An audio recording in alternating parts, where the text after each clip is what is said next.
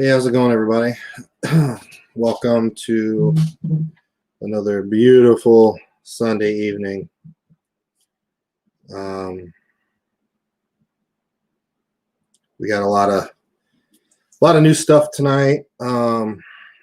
Working. Hey, how's it going, everybody?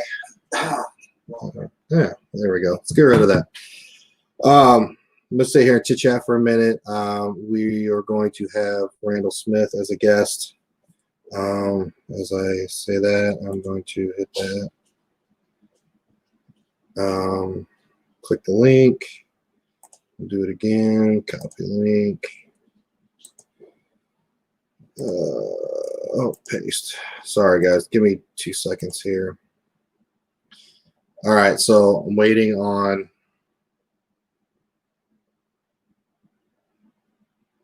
Okay, so it's got 2 different links. All right, cool. Randall Smith is going to be our guest tonight. So tonight we're going to be talking about Native American stuff, shamanism, medicine men, stuff like that. It's going to tie in a little bit last week when we talked about reincarnation.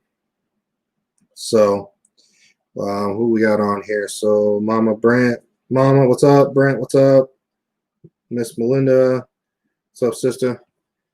So I'm just going to kill some time here, and hopefully he can click through those links and get up on my screen, and we can go from there. But as you know, Randall was on the show, I don't know, maybe it was early this year, or maybe March, April. It was a fascinating show. He talked for like 2 hours. We probably could have went for like 4 hours if we really wanted to. Guy, he's just a fascinating person, and he's very knowledgeable in this field. So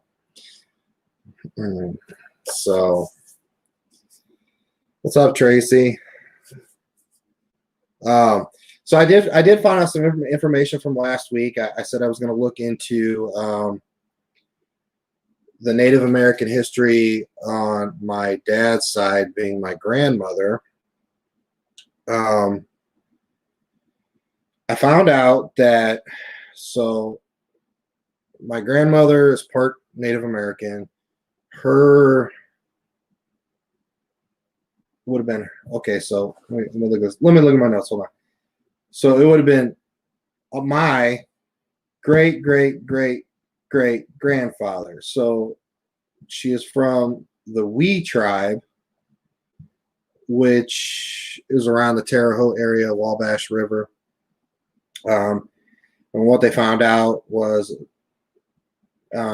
direct descendant from Chief Crooked Legs.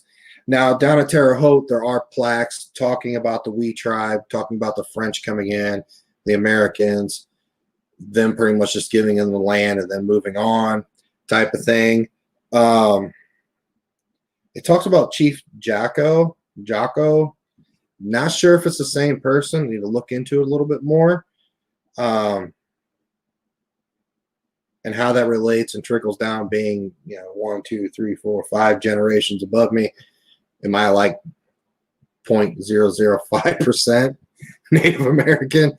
I don't know, but it's interesting. We're going to look more into it. That's really the only part of my heritage that I don't know about. So definitely going to tie in tonight. I talked to Randall a little bit earlier on the phone today and how we wanted to approach this episode, what we wanted to talk about. So shamans, people talk about shamans, shamanism, they automatically relate that to Native American, which is not always the case. There's different genres, different shamans, across the globe. Let's see here. Got some other people. John's wife. What's up, Paul? That's Kathy. What's up, cousin? John. What's up, Jamie? I was just talking about you today. I was actually talking to Randall about you. Hey, what's up, Miss Jackie? So last week, again, like we talked about reincarnation, the Eastern religions, how it relates to the Western religions and their beliefs and the whole karma thing. So hopefully, if you get a chance, go back, watch last week's episode. A lot of interesting points on that. And like I said, these next few weeks, we're going to dive into more spiritualism part, religious aspects of the paranormal realm. So we'll, when I was talking to him earlier today, he's like, well, what do you want me to talk about? Which direction you want to go? And I'm like, I want to know how it relates to the paranormal realm, our background. Oh, let's see here. Hey, buddy. Hey, man, my computer just crashed. It didn't like my energy, apparently. So call me back on this number right here, man. We're just live on the phone again. What's up, man? Hey, can you call me back on this the phone here, and I'll just go live on this? On the Facebook Messenger or your actual number? My actual number. Okay. I think I have that. Oops. I don't think I can go live on this one. Oh, yeah, I can go live here, man. We're good. This is good. We'll do this one. Okay. Yeah, I'll be sure back. All right. So I got you here. Okay. I don't know how this is going to correlate to. Hold on here a second.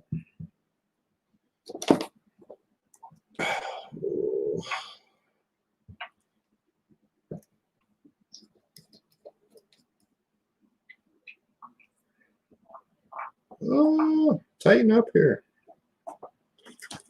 All right. We have to work on your computer and your internet stuff, buddy. Oh, man, I'm telling you, this is getting really old.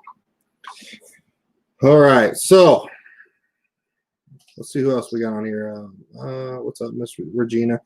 So a couple different things real quick tonight. I was tinkering with this program, and we are now running live Facebook and on YouTube simultaneously. So that's a big bonus. No more uploading, dropping those, blah, blah, blah.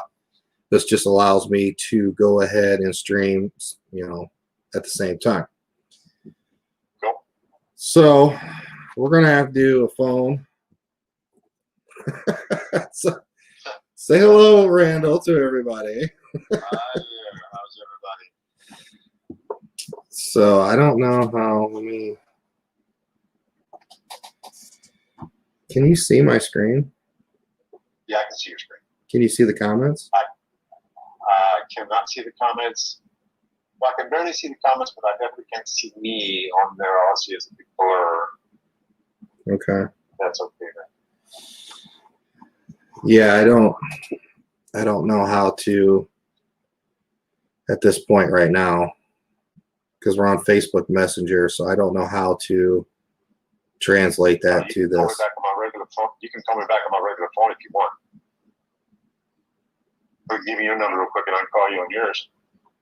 Or Randall's Jackie Hicks says Randall is whited out. That you are. With his big Santa Claus beard.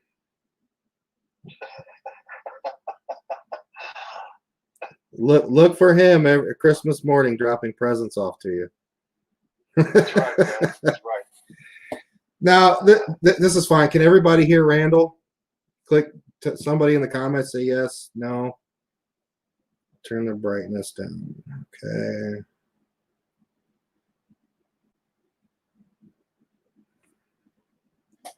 Just let's see here. Let's start. Yes, Regina wrote. I'm sorry if I said that wrong. Yes, I apologize. Okay, so you just have to speak up, Randall. Let's talk this out, buddy. Let's talk it out. Yeah, we can do that. Cool. All right, so tonight, buddy, want to talk about shamanism, medicine men, the Native American beliefs, and as far as how that relates into the paranormal realm. Like what was their beliefs? in that aspect.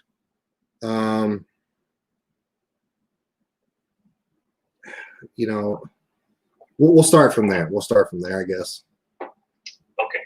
All right. But as far as the beliefs are concerned, I'm not that astute with the Native American cultures and their beliefs and things like that. I have practiced with a few of them as far as the actual shamanism, shamanic practice is concerned. But every tribe, every group will have a medicine man or a medicine woman. And that is the same, and it equates to being a shamanic practitioner.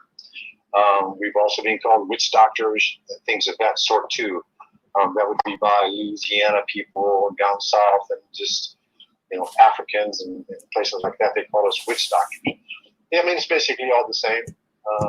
Right. Once you're able to transcend the different dimensions and gain information from there, then you're working as a shamanic practitioner. Now, can anybody practice? I just wanted to see your. I just wanted to see your lovely face. I don't know. Let's see if I can't figure this out here. Well, I'm still trying to get this thing pulled up here, man. So it's being a pain in the butt too. So hopefully we can sidestep this. Okay. Oh, there you are. I got you live now, man. Finally. Oh my God, it only took forever. Okay, so. What do you have that? Oh, AOL dial-up, where the squirrels in the cage getting it going? It's a cord, man, with 2 tin cans, I believe is what I saw. Yeah, it's the good stuff, man. So yeah, it's and shamanism dates back hundreds of thousands of years.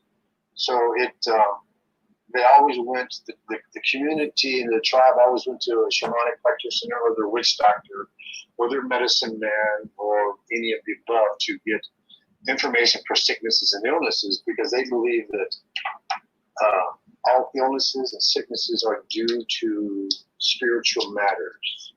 And that would be everything from severe headaches to breaking on something like a leg or arm all the time, or you injure yourself or things like that going on, then you'll need to see a witch doctor or a medicine man, because there's something going on within your etheric field, your shamanic, your etheric field, your actual energy, your chi of who you are. So they'll do a journey into the different worlds to see what is the problems. So, the upper world, lower world, the middle world. And sometimes they can do this via going into a sweat lodge. And they had places in Pueblo, New Mexico, when I was out there, where they had a mound, and the only way to get into this mound was a hole in the top of it. Mm-hmm. It was a sweat lodge, but it was made out of an adobe mound. You can only get in from the top, and you can only leave from the top. And that's how they would get their information there too. They would spend 12 hours, 14 hours, sometimes up to 2 days in there. But you gotta be really careful, because you can die in there because it gets really, really, really hot. But it's not recommended to do any more than just a few hours, depending on the tribe that you're with and what their beliefs is and what their rituals you have to go through in order to be able to go in there in the first place. So. Sorry, I'm moving around so much here, man. You're fine. You're fine. I'm just whimsically listening to you, I guess. I don't know.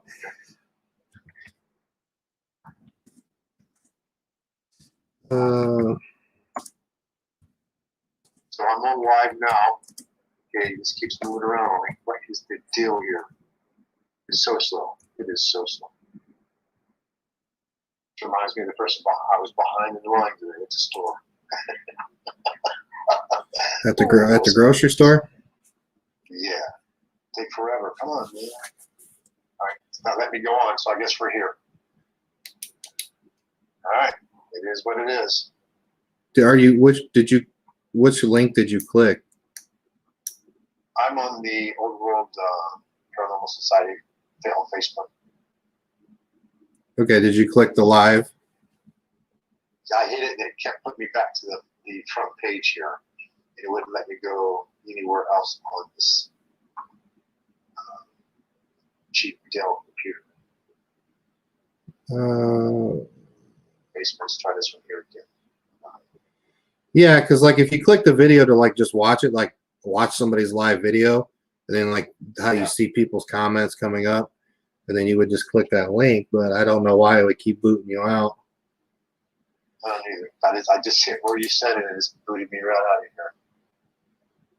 Well, it'll take you to the StreamYard. Yeah. I'm gonna take it to the yard, okay? No. So if you click that link, there might be a button or a little icon on the bottom where it's coming up as in like the internet, like a Chrome or Microsoft or whatever. Because then you will click that, because if you click that, then the StreamYard sign or website thing will be there. Because what that does, when you click that link that I give you, it redirects you to the StreamYard. You'll no longer be on Facebook. You'll actually be on StreamYard. And then you do the promptus like we talked about, and then it'll bring you up onto my Facebook Live. Okay. Yeah, so it will take you away. It'll redirect you. Oh, yeah, it's definitely redirected me. Jackie says, okay. I personally believe the devil is trying to interrupt here, so audio is fine with me. Okay, that's fine too. So let's go with that. Oh, okay. So cool. I'll move some stuff around here because it's not cooperating.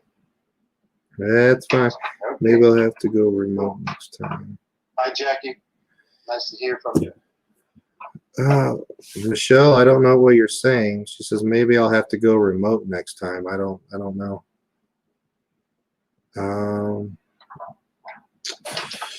So yeah. So last week, Randall, we were talking about last week's episode. We were talking about reincarnation. Okay. So we, not we, because it was just me last week. Was talking about how the Eastern religions, the older religions, and how they, which ones believed more into reincarnation, and then moving to, the Western religions, via, Christianity, Catholicism, Lutheran, Jewish, Baptist, Protestant, all those, and talked about their beliefs into reincarnation.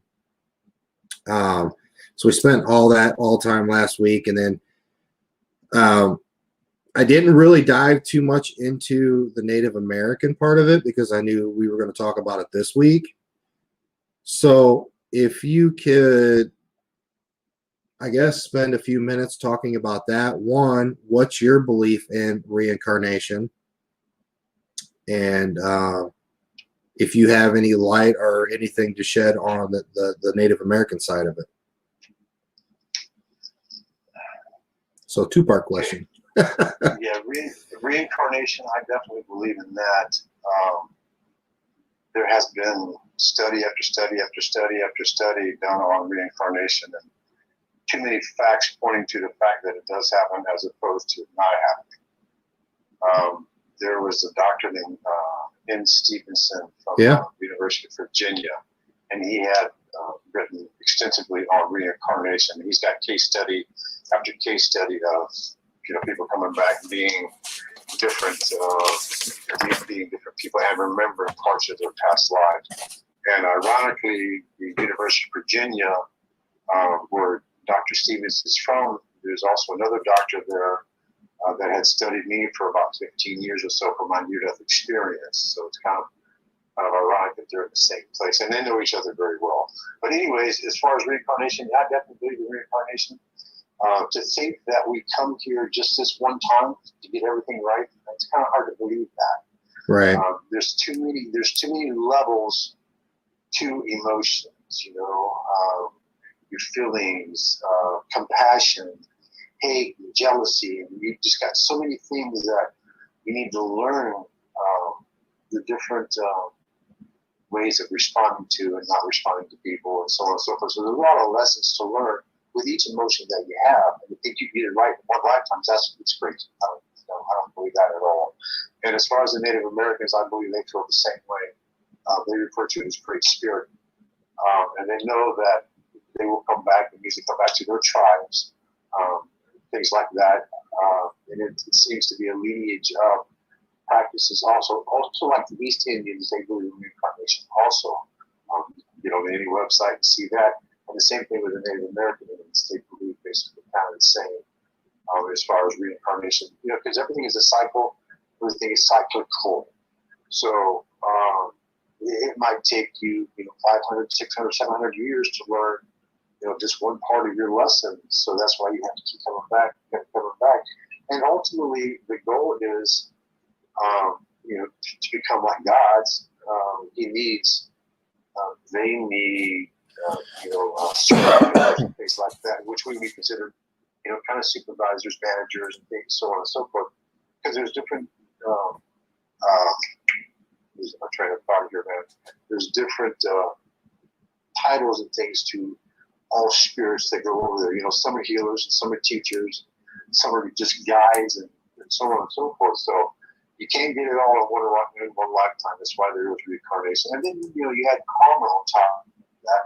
Right. We do have karmic issues we have to deal with from one lifetime to another, too. And sometimes you can take care of those karmic issues within one lifetime, which is a rarity. But, yeah, you can do that, too.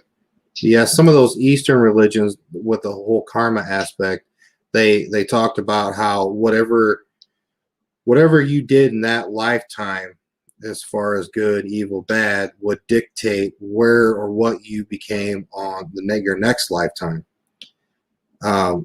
Yeah, exactly. Regina's, we've got a question here. It says, do we just come back here to continue lessons and no other reason? No, there's more to it than that. Okay. There's more to it than that. We have soul groups, and we go from helping each other out in different aspects of our soul group. There's books out by Dr. Michael Newton, who's a hypnotherapist, and he dives into that real good about what our life lessons are, and our soul groups, and different people who play different roles within our soul group. So, like, say for instance, you and I are in the same soul group. This lifetime, we're two men, obviously. Mm-hmm. Next lifetime, I might be your mom, you might be my son or my daughter, or so on and so forth. Oh, okay. Depending on what we have, depends on what we have worked together in the between stage as to what lessons either of us need in the new life to regenerate and become a student. And we don't just live life on this planet. There are other planets and solar systems and places that we go to besides just this one.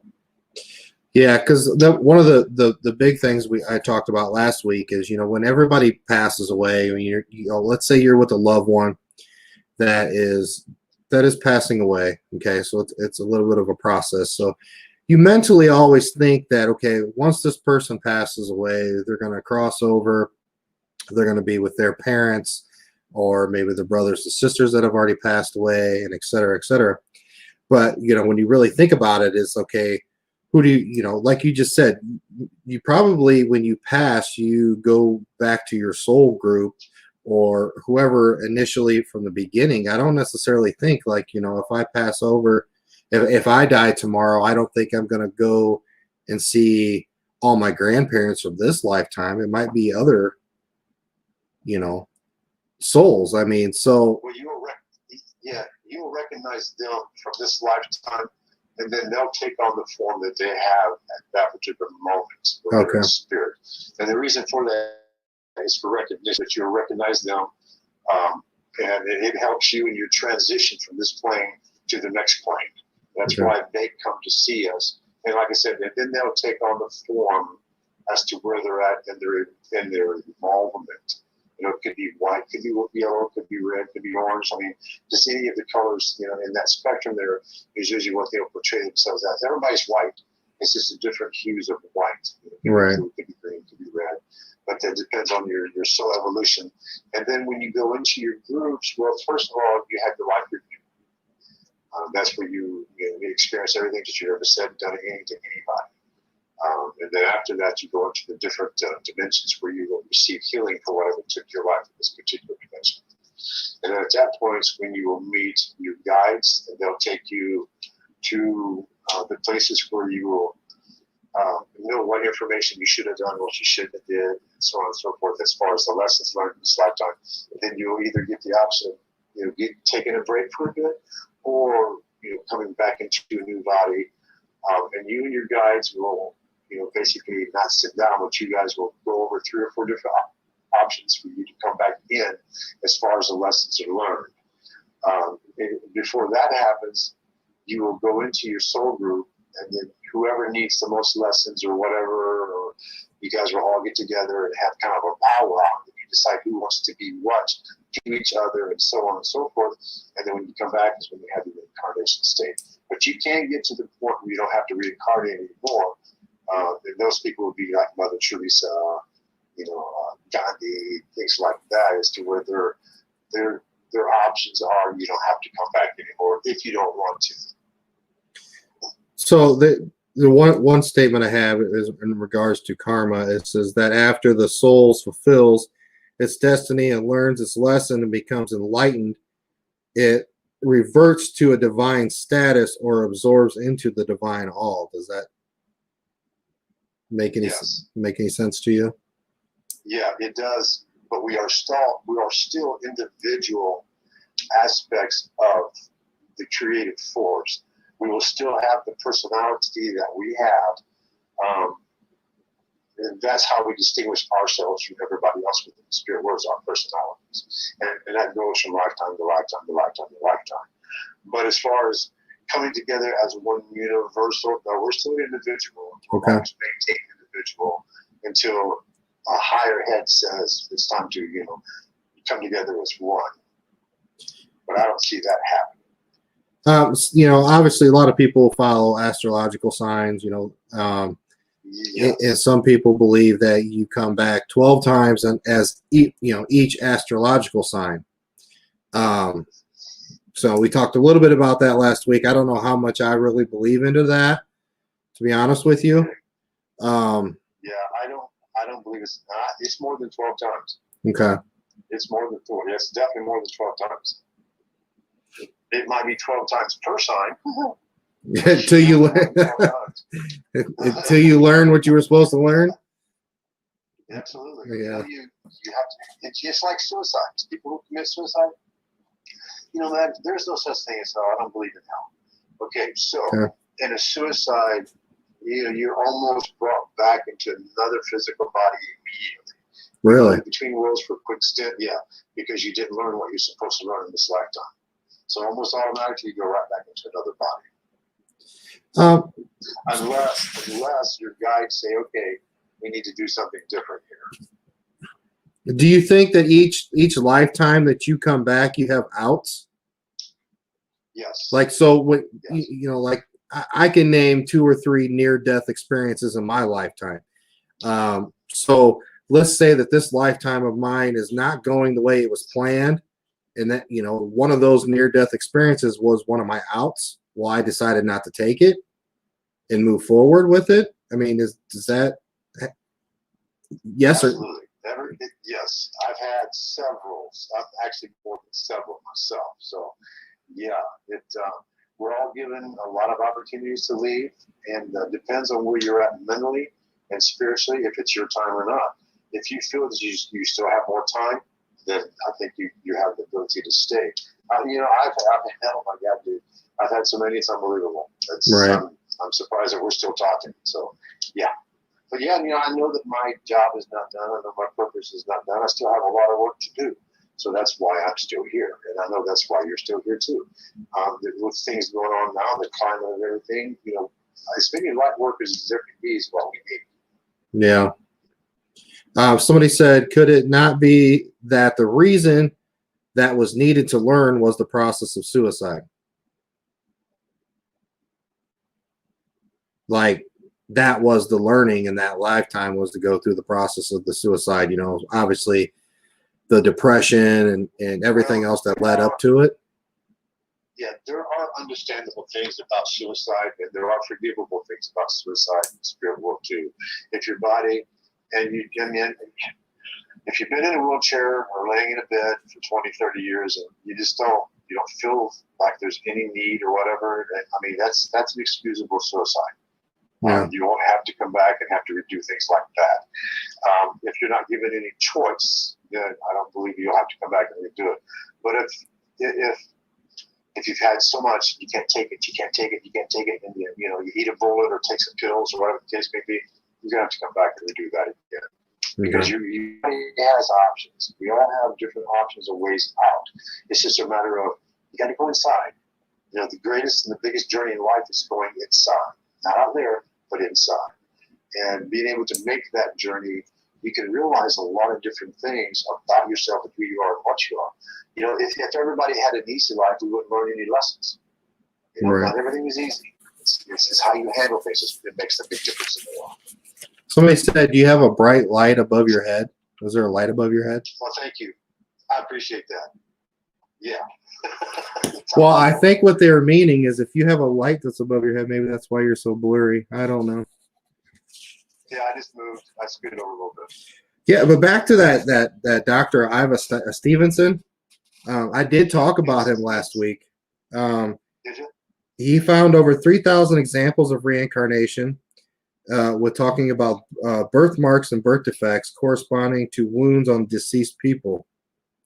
It said 35% of children who claim to remember previous lives have had birthmark defects that they attribute to the wounds of the person whose life the child remembers. So they were able to go back.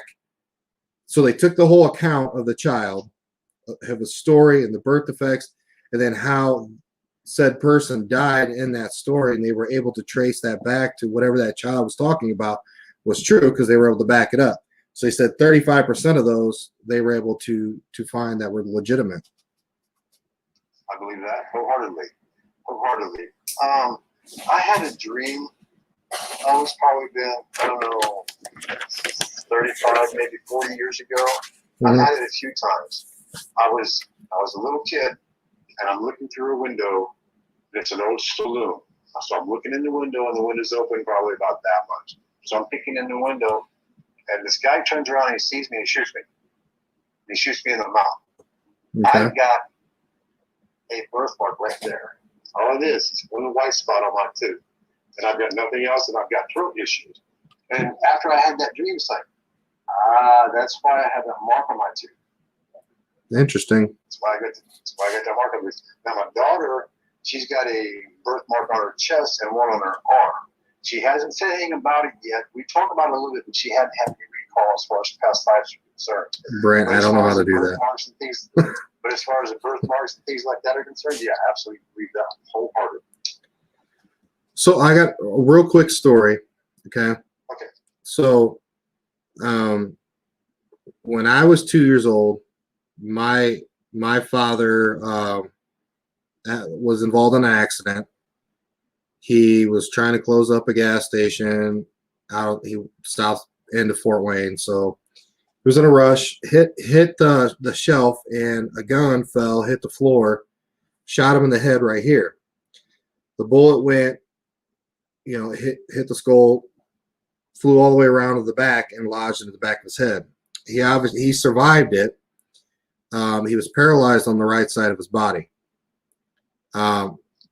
Took many years. He was able to half-ass walk and do things and this or that. And he lived until 3 or 2 years ago. He finally passed away in a nursing home.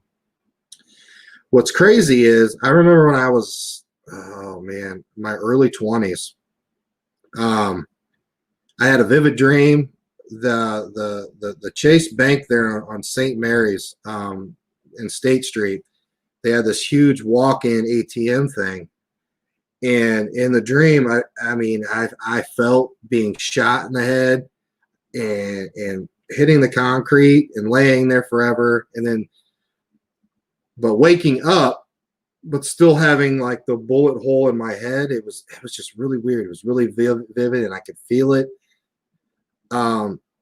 I just always attributed to that to something to do with my father at the time. I don't know. It's probably not the case. What's weird is I have a huge strawberry patch birthmark in the back of my neck at the base of my skull. So I don't know if that means anything at all, but 20 years later, I still vividly remember that dream. That's pretty cool. Yeah, you have a previous life, past life experience.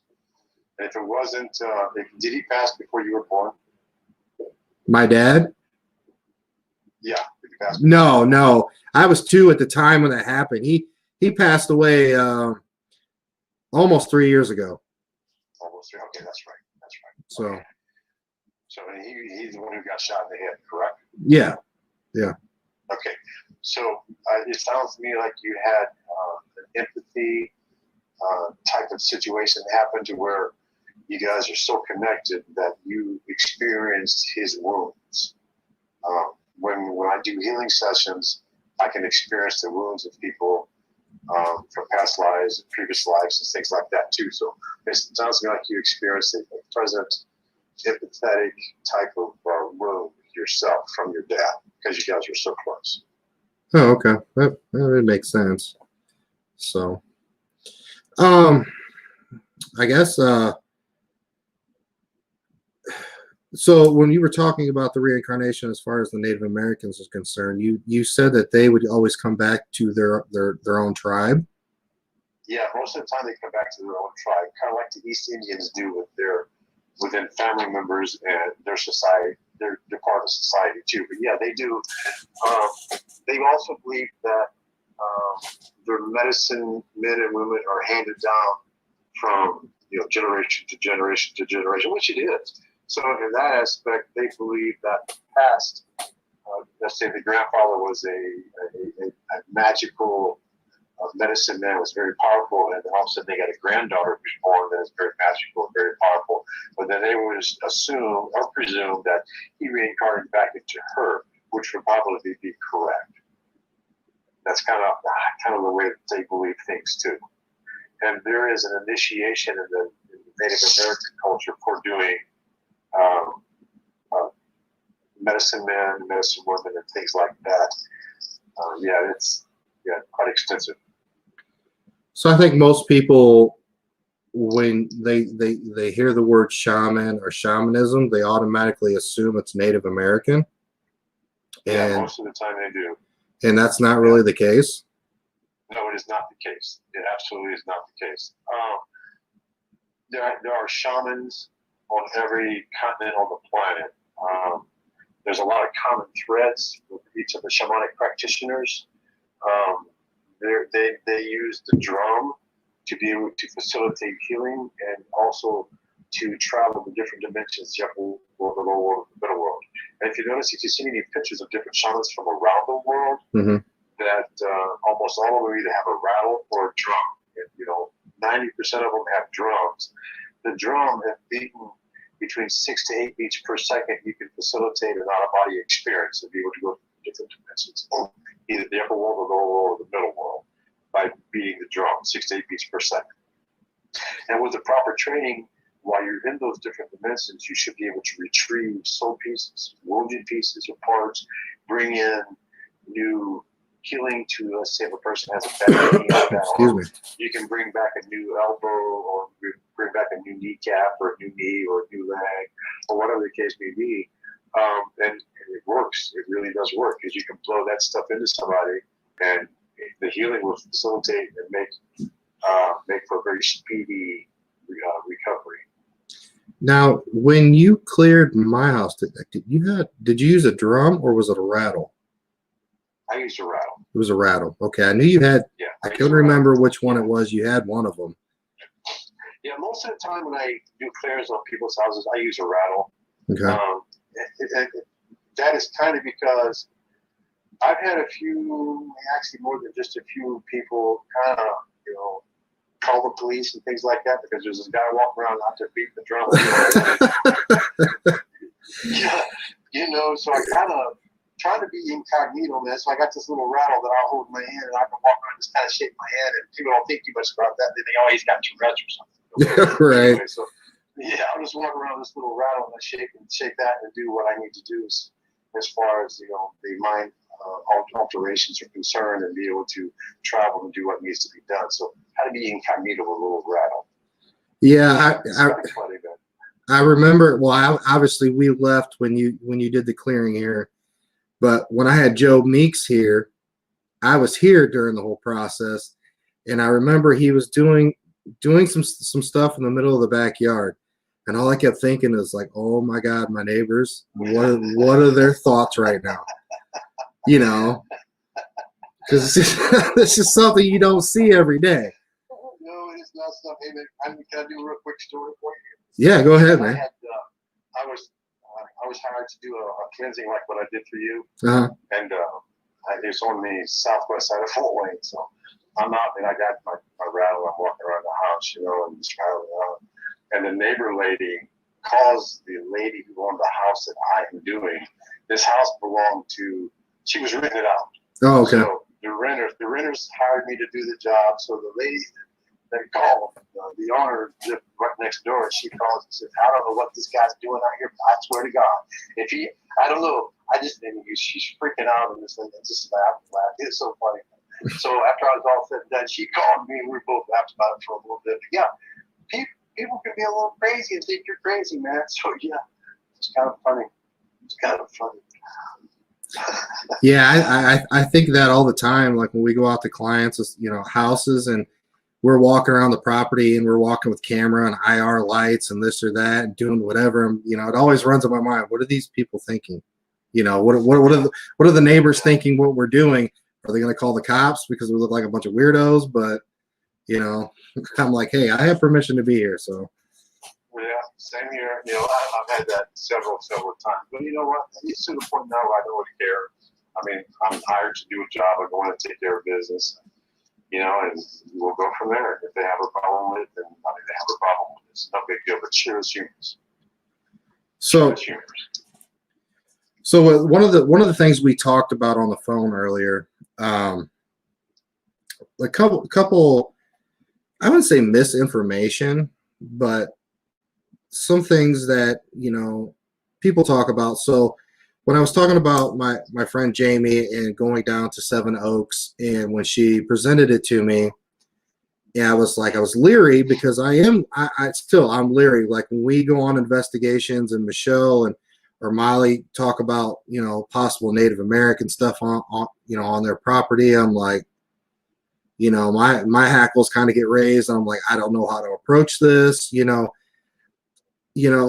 from what my understanding before I had talked to you on the phone was, if you was to run into a Native American, an angry Native American, or something that he was doing spiteful because for whatever reason, you would have to figure out where, you know, which tribe this Native American was from.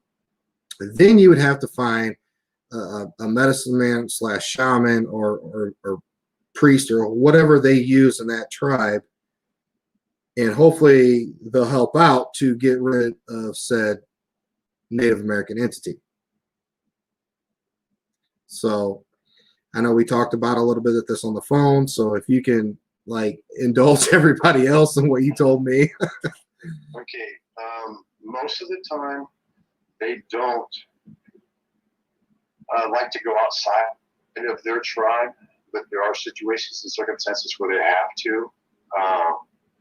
But everybody comes from the light. Everybody goes back to the light. And that is a universal thing amongst the Native Americans, is, you know, the Great Spirit, the Mother, the Father. Those are the Great Spirits, and they know if they can't get what they need within this tribe, they can go to another tribe. But there are tribes who are closed off, and they don't want any outside help whatsoever. So they go within their tribe to get the healing, taken care of, this and that. But the thing about it is like we said earlier, everybody comes from the light, everybody goes back to the light. So any shaman within any group can take care of basically anything or anybody across the plains or whatever. So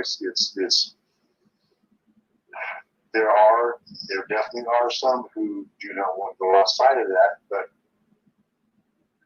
when I hear that or see that, it lets me know that they don't really want healing. Because if somebody really wants healing taking place, they'll do what it takes to get healing done. If that is to go across the planet, they'll still look for a shamanic practitioner. I've had people from Quebec, Canada call me looking for a shamanic practitioner in the United States, and I do have a referral manual that I can send anybody anywhere on the planet different types of shamanic practitioners, whoever specializes in whatever to them. So I would hold and think that the Native American community would be the same way. But it's like anything else. You know, you have American society, that's white people, or even Spanish or whatever, they're very close-minded to the outside help too. Right. So it's a cultural belief in programming.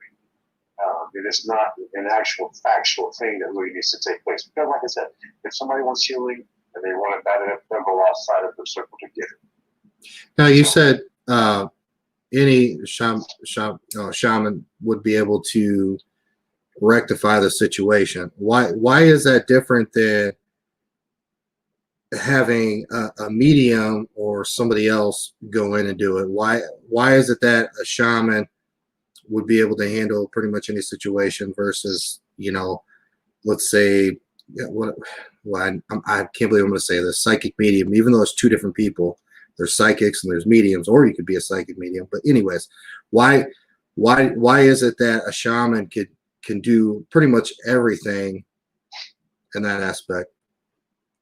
Okay, this is a layered answer. Okay. The a psychic medium, let's say for instance, I'm both. I'm a medium, which means I speak to spirit. They speak with me. I have communication with the spirit world. A psychic, they get impressions. They hear things, and the communication isn't as strong as it would be with a medium. Okay. Okay. Now, in that aspect, a shamanic practitioner, we spend a lot of time in the between worlds, the upper world, the lower world, the middle world. And we commune with our spirit animals, our guides, and others who are amongst the healing community. And we have a very good understanding between all three worlds, our guides, and this and that. As opposed to a psychic medium, they don't travel dimensionally within the worlds to do, let's say for instance, if I do a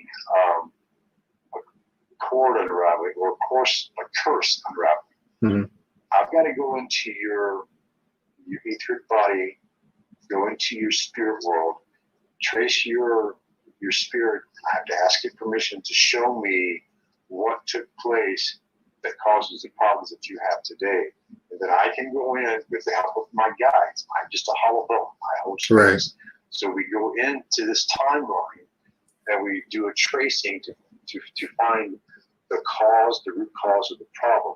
We can go and retrieve that problem, bring it back, and because I call it a problem doesn't mean it's a problem now. It was in the spirit world, so I can take that and bring it back. Now that energy has been transformed, transfigured and transformed. So now I can take that energy and literally blow it back into you.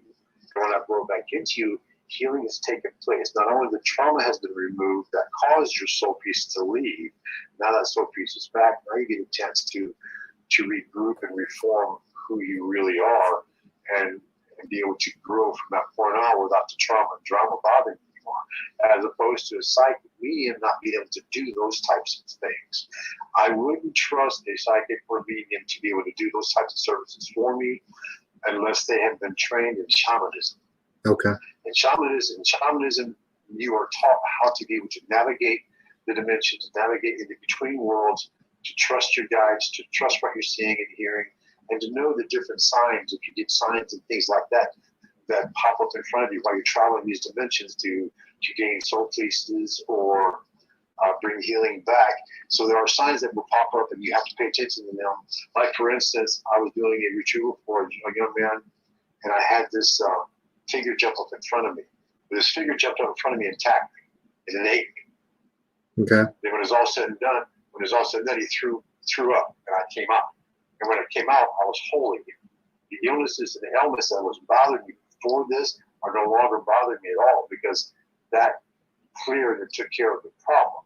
If it would have been, let's say, for instance, you or somebody else that had that occurred to them, you would freak out. You know what the heck was right. Savage, you'd freak out. So because of the experience that I've had with shamanism, the amount of classes I've taken, and other practitioners that I know, I was able to talk with them and You know, I was refigured. I was refigured. So that's what happened for me. So I was able to also take care of the problems that was going on with the young man because he brought me back some healing that I wasn't expecting. He gave it to him. Now he's a very positive, productive member of society now because of that. But it was an experience that I had that not only strengthened me, but reconfigured me, made me whole again. I know that's the big difference between psychics and mediums and shamanism. well, I know we've talked about Amy Allen before, and I know how you the past history on that part.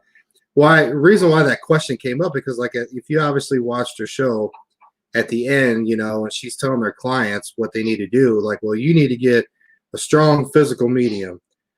You need to get a shaman from said tribe. You need to get this person, need to get that person to fix your situation. And I understand that the fact that when we go on these paranormal investigations and digging into the research to find out exactly who or what is there, you know, you do have to figure out, one, who, two, what, you know, or what is it, and then each different things, I guess, needs little different tactics to get rid of them or help them move on.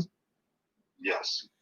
So I definitely find that's interesting. It's like, you know, and I know the previous conversations, but why she would just not say, hey, find a shaman. Well, yeah, that's Fix what it. I have with it too. Why don't you just say, hey, just find your local shaman? You know, here, there's a resource book that is full of people across the United States and actually the world that have different shamanic practitioners who have studied with the Foundation for Shamanic Studies, Right. and or Alberto Villado, or there's several very famous people or not so famous people who are shamanic practitioners that a lot of people study from. And you can take care of almost every issue going on with a house care, a haunted home. It doesn't matter what's haunted or whatever. Right. You don't need all of this other, really seriously, don't need all that stuff. Just bring in a local shaman, he'll take care of it. He'll take care of business right now. And you won't have any more problems. And if you do, it's because you brought something home with you a couple of days later. Right. No, that's fascinating. We'll definitely have to. I'm gonna definitely keep that in the old brain because that's a different ball game now. You know. It is. So once you understand, Nick, I mean, you've done good. I think you're rock and roll, and you're doing great. So, and because of the fact that you're experienced now, you know the difference between psychic mediums and a shamanic practitioner. You know, because regardless of what's going on in a haunted home, a shamanic practitioner should and will be able to take care of the problem. So, I mean, as far as the Native Americans are concerned, you know, in the aspect of, in the realm of what we do, you know, with the paranormal investigating and all that stuff, you know, other than, I guess you've really put my mind at ease as far as, you know, we don't provoke anything, but I am interested in it. So if I do go down there and I pop around and I'm asking questions and I'm poking around, you know, I guess I am kind of provoking because I really shouldn't be there, but I very interested in that aspect. So I was just worried of the fact that if we did go down there and accidentally stir something up, or I take something home and it's just a whole shit show, I didn't have an out, you know. Okay. So, because I mean, I really don't. I'm not going down there to do any harm, but I am interested, and I do want to, you know, do some research and some investigating into it. So. Yes. Just pay attention to how you feel and what's going on with you when you leave. You know, always be respectful. Right. If you hear somebody ask for help, you know, help them when you can or how you can. Don't ignore them. I mean, they're looking for help, but they don't want to be there anymore than anybody else wants to be there.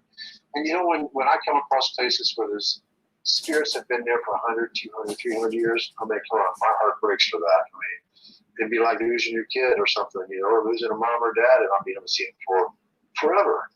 So, you know, I don't like to leave souls just linger around at all, regardless of where I'm at or what I'm doing. Why? I mean, but why? What causes that soul or spirit to be here for 200 to 300 years? Be stuck here on this plane, or fear has a lot to do with it. You know, if they've done any wrong, fear of religion. You know, the fear the control and fear indoctrinate yourself, and all that crap. So Right. afraid to go to the light because you think that you're going to go to hell or whatever the case may be. And a lot of people just don't know that they're dead either. There are people.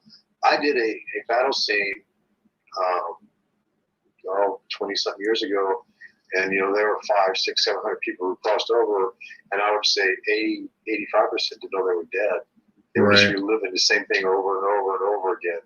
And I think that's what you run into too in a lot of situations, unless you have an intentional haunting, unless there is a spirit there who's causing problems and things like that. Now they know they're dead. Yeah. And they could be sticking around just for spite. Well, that's and if that's the case, there's still ways to deal with that.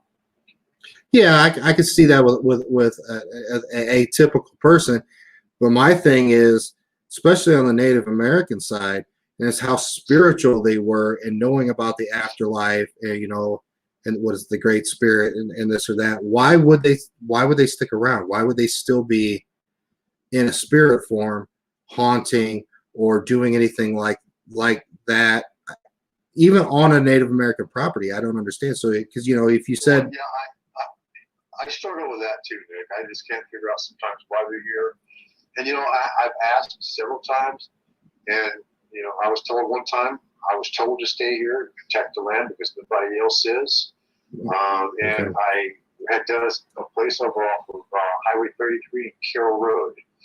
Over there where Little Turtle did his battle over there. I did a big thing back there one time. And, because of the weaponry that was used by the Americans, they blasted a lot of them, so they didn't know that they were dead. They were still going through the same thing over and over again, and they would see some of their friends around them, and they would pass the same way that they passed. So a lot of them didn't know that they were dead. And then usually what I have to do is talk to somebody who's in charge. They're lieutenant or captain, although the Native Americans they call each other lieutenant captains in the shoes for fight rifles. But they would talk to the ones in charge, and after they did, they discovered that they were dead or whatever. Then they would realize that they're dead, and then they would cross over. But most of the time, they don't even know. Right. Because there's nothing really to be scared of in death on the Native American side, because everybody knows that the great white light's coming to get you, and there's animals there who will come to get you. You have grandmothers and grandfathers who will come to get you. But if you don't know that you're dead, and you see a grandfather coming from you, it's going to scare you. I guess that's true. Yeah. So they'll leave. They go somewhere else. And, they just don't. They don't accept the fact that they've passed. And then once I go into a place like that, and I sit down and drum for a little bit, and I get them all to come around, and I'll talk to whoever responds to me, and then we can usually communicate, and then I can tell them that they've passed, and show them things about what's that flying overhead? Oh, that's an airplane. That was before your time. So bring real stuff to them that they can see, and then they'll realize that I'm not supposed to be here, and then they'll move on. Oh, that makes sense. That definitely does. So you said the 33 in Carroll area? Yeah, 33 in Carroll Road. So right there where that Eel River Cemetery? Yeah, River Church. Yeah. Right there. We've that whole area. There's well, I know a few paranormal teams, and we went out there one time. We had a very unique experience out there. Yeah, there's a lot of Native Americans still out there. A lot of them. That's interesting. There's also a lot of farmers and peasants and things like that out there too. Native American. Michelle ran into a gentleman. He was a farmer. They came up to her when we were out there, and then a little girl, I believe. And we did get an EVP, which was interesting that two of the ladies were walking by one of the headstones and something had fallen off, and they picked it up to put it on the headstone. And when they did that, you can hear a little girl say, "Thank you." So I believe that. It was interesting. I was like, wow, because obviously it was the middle of the night. There was no little girl with us. So. And there's still a lot of activity out there. Yeah. I got a call just a couple weeks ago to get out there to a different part of that area, but yeah. So my fear is only how my family will feel missing me if I pass. Well, yeah, I mean, when you die, the grief is on the family, not you. Absolutely. And I've got something to say about that too. Go ahead. Okay. We only have about 8 to 10% of our spirit is in our physical body. The rest of that spirit is in the spirit world. So what that means is the majority of us, who we are as a spiritual being, is still in the spirit world. So when we cross over, it is our time to pass, and we go over there, and then we see our mom and dad, or our brothers and sisters, or our own kids there already. Kind of freaks you out a little bit. But we are more there than we are here. We're just having a physical interpretation of what our spiritual being is. I just got an interesting magnetic vortex renaissance. Watching from the Sandia National Laboratory, Albuquerque, New Mexico, Office of Scientific Research and Development, Thermal Test Complex. Says, thank you, sir. You're welcome. You're very welcome. I don't know who you are, but that came from YouTube, so yeah. Okay, very cool. So, do you? We obviously know who Ed and Lorraine Warren are. Do you know who Chris McKinnell is? No. Okay, he is the grandson of Ed and Lorraine, and he runs the Warren Legacy Foundation. He travels the world, does a lot of, pretty much carrying on Ed and Lorraine's name and their work is what he's doing. Okay. I was watching one of his podcasts. He had 3 mediums on there, and they were talking about different things. And they were talking about this little child, and he was just extremely messed up. Things going on, blah, blah, blah. They start getting into poltergeist activity, to shadow figures, and then how they approach and deal with those situations. And I don't think, they all said on their title, their name, they said psychic medium.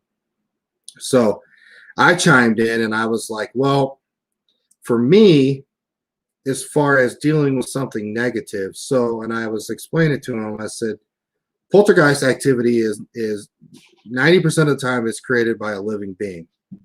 And a living being can also create another, they can manifest their own said shadow figure over time. They talked about, for instance, you always feel like something's over your shoulder or something's whispering in your shoulder. Now it could be something that you're manifesting yourself. Like if you have a lot of negativity that's going on in your life and it just keeps brewing and brewing and brewing and brewing type of thing. So they were talking about it on there, and I classified, of course, aliens is a totally different classification, but I was saying something that's self-manifested, like you created this own entity to the point where it's got its own conscious, is doing its own thing, being number one. Number 2 would be an actual true shadow figure, but I think that's kind of like the same line as an alien. And then I would go, what people would say would be demonic. But when people automatically assume something's demonic, dude, it can literally be broke down to 50 million different other things. They just automatically assume it's just a demon because that's what they're told. Exactly. So it was very interesting. I would love your take on what you thought on that aspect, as far as somebody creating their own manifestation in that aspect. Well, I know that energy can take on a mind of its own. And yes, if you got enough built up tension going on, or anxiety, or just energy in itself, it can manifest into something. Absolutely. We've had things disappear and reappear. And I know it's because of our energy. And if that can happen, you can create, demons, or I don't believe in demons, but you can create, poltergeists or shadow figures or this and that, because your mind is very powerful, and we really don't know the true strength of our mind to begin with. We only use 5% of it. So who's to say? You definitely can be creating those types of things out of thin air. Absolutely. And as far as an actual poltergeist and things like that, I've done, I don't know how many, I don't know, thousands at this point of clearings and homes. And I've had people tell me that they've had demons in their homes, they've had poltergeists, if you can think of it, I've been told it. Right. So, and 99% of the time, it's just a being that did not cross over and took on the fears that you have, and it manifested it into that by its own being, because they do absorb energy and create from energy. So, for instance, when I was a kid, I saw the devil come out of my closet. This dude, oh my God. Right. He scared the living hell out of me. And my sister asked me to go back, so 20 years later, do a cleansing on the house. I didn't want to do it, but I did it anyways because of my sister, and I wanted to help me cross over. So when I got to that room, it was, 14, 15-year-old boy who died from falling out the front window. But we grew up in a very stringent, strong Southern Baptist family, so every time I was going to go to hell, everybody thought I was going to go to hell. So, they just beat that into you. So that spirit picked up that energy and then expounded on it. And then that's how I saw the devil. He just came across as the devil to me with the energy that I was portraying out there. So, and after I helped him cross over, she had any more problems in the house. So, and I know that was what the problem was, because if it wasn't, she would still be having problems. So, yeah, you can definitely create things out of your own mind. Absolutely. And we are living in a parallel universe, a multi-parallel universe. And what do they call it? A holographic universe. So where does the holographic come from? Right. I'm sorry, I was reading a couple comments here. That's all right. A lot of times when we go sit down with our clients, I some of the first few things I tell them, like, this might get personal. And they kind of look at you like, what do you mean personal? Like, okay, for instance, if your childhood you were physically abused, okay, or if you were unfortunately raped at some point in your life, or you just got out of a bad relationship, or you've had drug problems, or you had somebody close to you commit suicide, or you lost a child, or anything that can cause trauma to a person, where they go into this deep state, can cause what we're talking about, them eventually creating like this energy ball, and it just keeps building and building and building, and creating, to the point where they're always talking about, hey, I'm seeing shadow figures in my room, I'm hearing things whispering in my ears, and this or that. I'm like, okay, well, is this something that's actually haunting your house, or is this something that's more related just to you, or something you're creating, or it's just, there's so many different aspects that you can go and look at it, but you kind of have to know. Yeah, you definitely have to know. Yeah, and I've run into situations time and time again, more times than not, that a person had an attachment on them, and that was causing the problems in the house. Right. So, once you get the person to go off of them and get them to go into the light, the problems in the house stop. Yeah. But that was two-sided too. It was not only the attachments causing, but it was also the person's causing, because the attachment's living off of your energy. And from your energy, now you're creating these things to happen. And then once the attachment's taken off, then the things go away.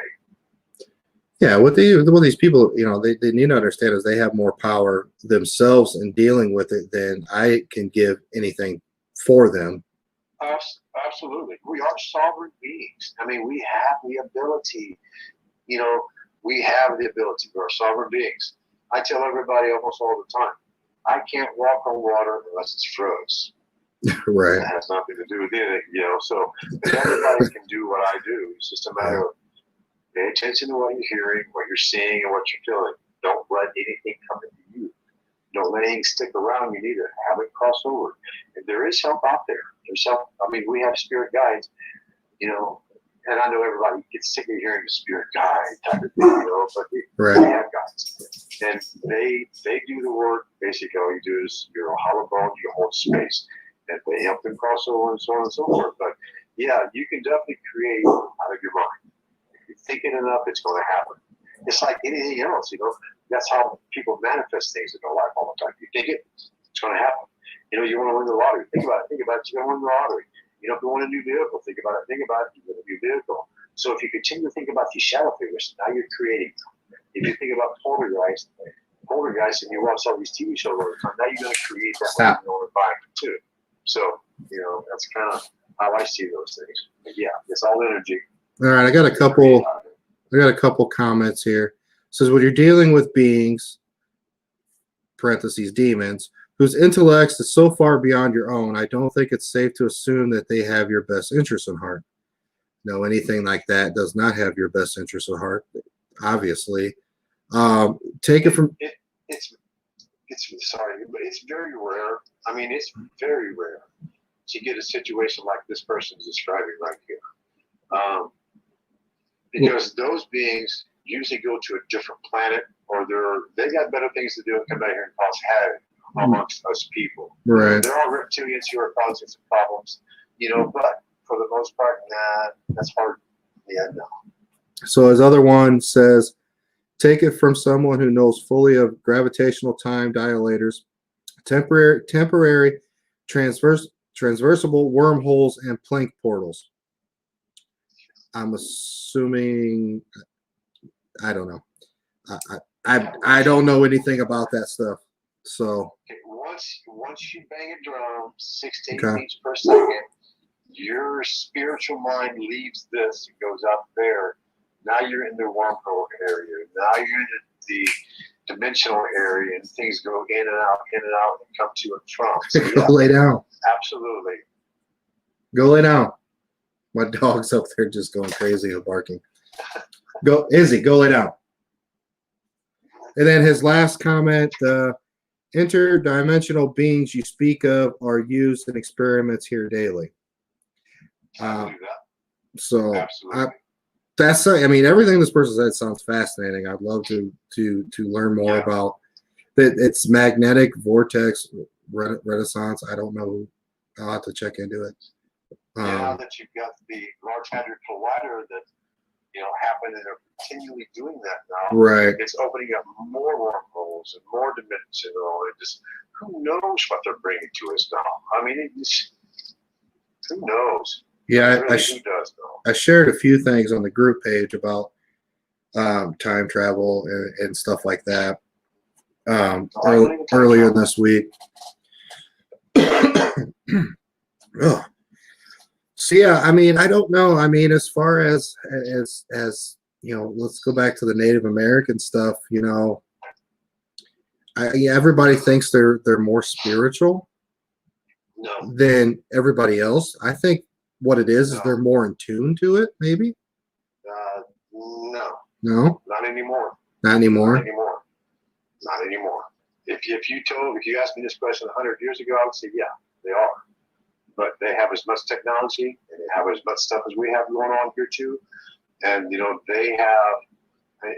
I love Native American people. I fit in real close with them. I've got some very good friends who are. Okay, I'll leave that alone. But they're very, very, very famous Native American people. But anyway, right. It's because of what society has brought to everybody at the table. There is not one person or one group of people that is more spiritual than the other. We're all struggling to find our true spiritual nature right now, including the Native Americans. Like I said, if you had asked me this question 100 years ago, I'd say yes, because they didn't have all the stuff that we have going on now, like back then. So yeah, no, we're basically on the same playing field. I went to the Pueblo in Taos, New Mexico, and there's a TV in every Pueblo. There's cell phones in everybody's hands, albeit they don't have electricity. And water and things like that to get stuff from the stream. That doesn't make you any more spiritual than the next person. Right. Okay. That's no disrespect to them whatsoever. Don't take that as that. Like I said, I love Native American people. Well, obviously, I mean, you're talking, 500, 600, 700 years ago. the way Native Americans were versus the white man versus how it is in 2020. Obviously, it's totally Right. it's totally different. Exactly. So back in those days, yes, they were more spiritual than we are because they were in harmony with the land that they lived on. right. When they killed an animal, they respected the animal. They said a prayer over it, and they didn't take any more than they needed, as opposed to what we do today. So yeah, they were definitely in more harmony. But there are a lot of people today who are in more harmony, that are in more harmony than they were a couple of years ago too. It's just people are beginning to wake up and find their true nature of who they are. We are awesomely spiritual, awesomely powerful spiritual beings trying to have a physical experience, and we're not very good at that. So we are awesomely spiritual beings. We got to go back to that, find that back in us again, and bring it forth. And it's going to take that new, not necessarily new, but it's going to take that awakening to get us through the next step. Let's get rid of that. Do you think society in a whole can honestly handle, any information like that right now? Well, being to the fact that March, when they were talking about a new illness on the planet, everybody went out and bought toilet paper, stuff like that, and freaked out. I know. So giving any spiritual light, any awakening to there's more than just, hey, you live in this life, or hey, there are aliens, hey, there is this, or hey, it's not just one God, we're just energy, we're just spiritual. I mean, do you really think everybody could handle that? I don't right now. And that's sad to say. They should be able to. Well, you would think with the climate of what's going on right now, but yeah, no, I don't think they can handle it at all. There's even people amongst our group that can't handle it. Yeah. You can't be a surface shaman. You can't be a surface medium psychic. You can't be on the surface, man. You got to dive. You got to dive deep, and you discover. The greatest journey ever taken is the journey within. And that makes you true to yourself and true to people around you. So you have to go in order to be able to accept any new information coming up. There's some things getting ready to happen that are people are going to shake their head. And they're going to go, oh my God, you got to be kidding. You got to be kidding. Oh my God, I don't believe this. I don't believe this. Oh my God. And they're going to jump off a building. Right. So there's some major stuff getting ready to happen that you got to know who you are, what you are, and where you're from. So that way you'll know where you're going to go. But yeah, the Native Americans aren't any more spiritual than we are today. No. I didn't think so, but it was one of my questions I wanted to ask. So yeah, there are Spanish people, Mexican people, Japanese, Chinese. Everybody's got their way of being able to go within and get the information they need and discover who they are and what they are. That makes you a spiritual being. You can't do drugs, you can't do alcohol, you can't be mean. You got to treat people like you want to be treated. And there's just not a lot of people who do that now at all. Now, so they would rather put a bullet. Yeah, they'd rather put a bullet in your face and then talk to you. So how can you find your spirituality that way, other than real quick? right. Well, isn't it true? I mean, even back, 400 or 500 years ago, when they're, the Native Americans were doing their ceremonies, they were taking hallucinogens, were they not? Oh yeah, they were. And then they're still ayahuasca was one of them, and then mushrooms, peyote. Yeah, but they didn't do it recreationally. They did it to do a journey or a voyage. right. So unlike today, where they take it all the time, just to stay out of mind and out of body. So yeah, you can't find your spirit that way. Well, I was getting at is I think that still it's some of that's practiced today. Yeah, it is. It is absolutely. So, some people would say what it does is it helps to enlighten you, maybe to open you up to that other side. Now, it does. So does DMT. I personally probably couldn't do that. I'm gonna tell you a really quick funny story. The fact that I had a friend of mine last year come over. We were going to go through footage from an investigation. He offered me to smoke some weed. And I have not done this since I was like 20, 21 years old. So it's been almost 20 years. And let me tell you, Randall, I took 2 hits and I was on the floor like dying, like to the point where he called the freaking EMS. Okay, because I was pretty sure I was going to die. So I don't think I could go in that realm of taking a substance to help enlighten my other side or understand the other side. Right. Now, a lot of people would do, yeah, I agree. A lot of people would do the hallucinogens to get the ego out of the way and just have the spiritual journey itself, which helps and it works. But yeah, any type of spiritual practice, you kind of need to have your faculties there. I'd probably still say that the Eastern religions, maybe some South American cultures, probably still do things like that. Well, yeah, we have in the shamanic community, we still do ayahuasca, and things like that. Still do mushrooms, but it's very controlled. You have people there who have the stuff that will bring you back in case there's problems. So you gotta have that. But yeah, it still goes on. It still goes. I don't have any problem with that at all. I've only did ayahuasca one time. It was about 30 years ago. I haven't done anything like that since. Don't really need to. I mean, since I have a near-death experience, I can travel pretty easily between dimensions. Right. So I don't really need a hallucinogen to help me get there. So.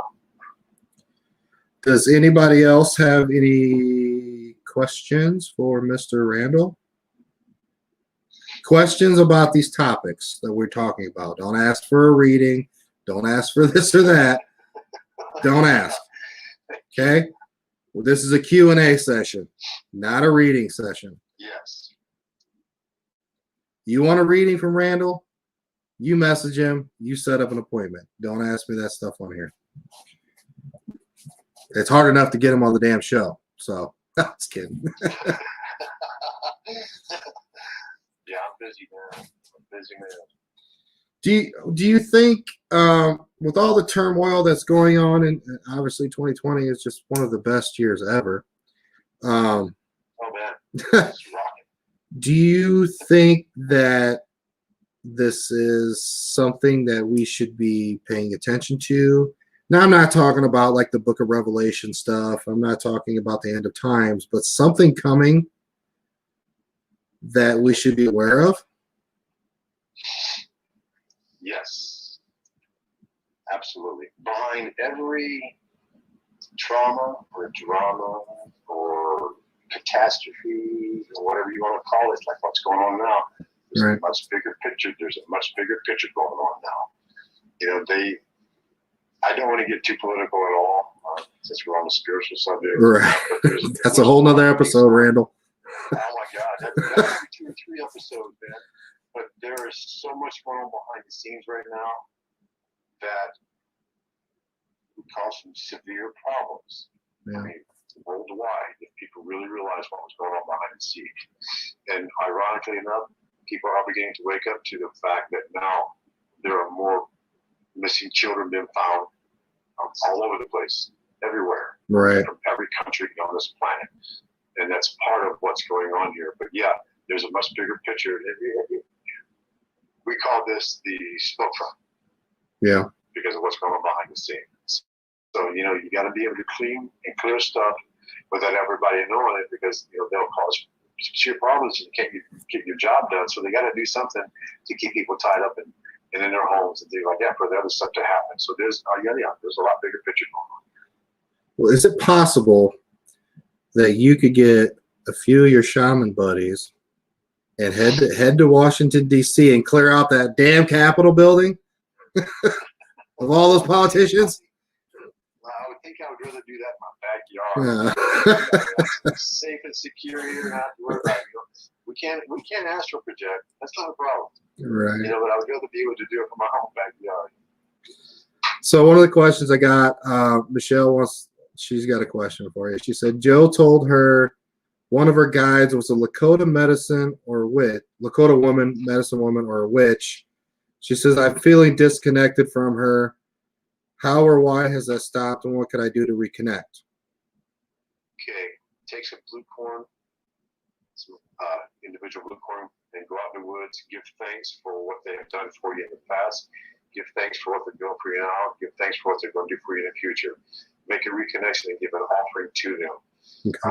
Actually, take some blue corn and some tobacco.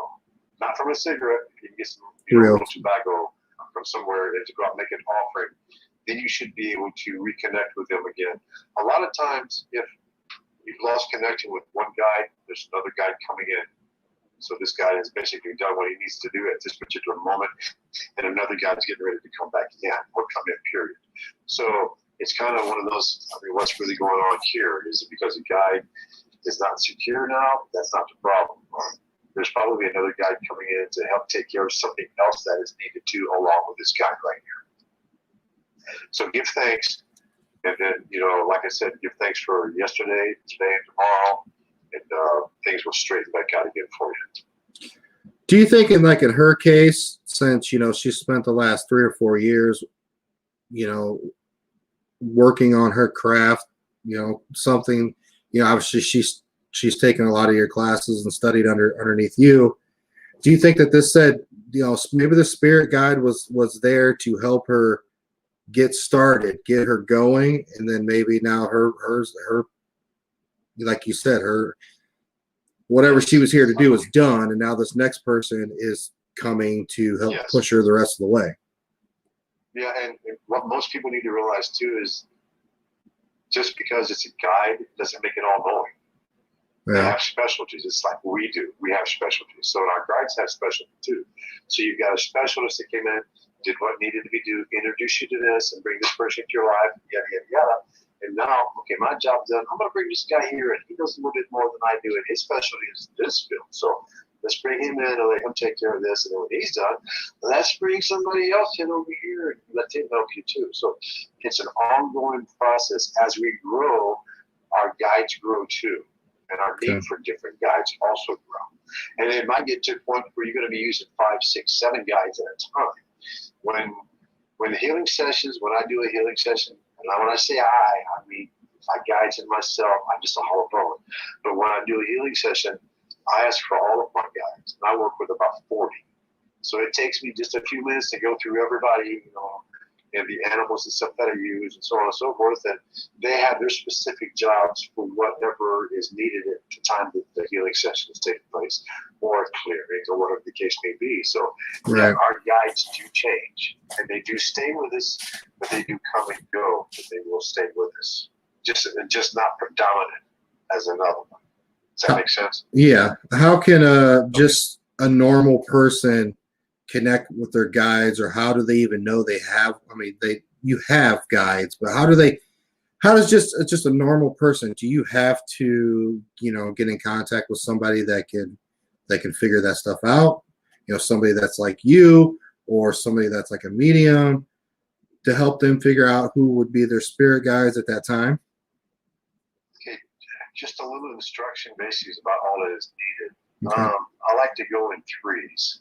Okay. Let's say, for instance, if you see a picture and it is some strange person you've never seen before in your life, and you go, okay, that's kind of weird. Don't think anything about it. And a few days pass or a week pass, and you see a picture of the same person, but in a different type of event or scenario or whatever. You go, okay, now this is a little weird. This is the second time I saw you. And then the following day or another day, you see it for a third time. That to me is a sign that this individual or being or spirit being that used to be this individual is now coming into you either for information or as a guide or something similar to that. Okay, now that is one situation. Now, for instance, when I do a journey for somebody to retrieve a power animal, I always ask the animal to show me itself 3 times. And usually when I see it, it's right there. Right. All I see is an eye. And then the next time I see it, I usually get a side shot of it. And the next time I get it, I'll usually get just a face and its nose right against mine. Then I know that animal now is working with me and I'm working with it. And then I ask the animal or whatever it is, what do you like to go by? What is your name? What do you like to go by? And then what is your duties or your purpose or something like that? How are you going to help me? And usually it will tell you one way or the other or something like that, or ask for it in a dream. Our dream state is great, man. That's how you can get a lot of information about different guides and animals and things like that too. Because your guides will come to you in your dreams if you ask them to. Yeah, you gotta be open to it. We've done a few episodes just on dreams and how it correlates to everything. It's crazy, isn't it? So another question, with what feels like more hate and tolerance these days, does it influence spiritual activity? Yes, it sure does. Now, does that influence good spiritual activity or bad spiritual activity? It actually amplifies the bad energy and kind of, it doesn't repress the good energy, but it kind of holds it at bay. Because when you feed on something, you feed it good. You know, it reminds me of the story about the wolves. Which wolf are you feeding? You feeding the good wolf or you feeding the mean wolf? Right. Okay, so that's kind of how I base my life. Which wolf am I feeding? Do I want good information or do I want bad information?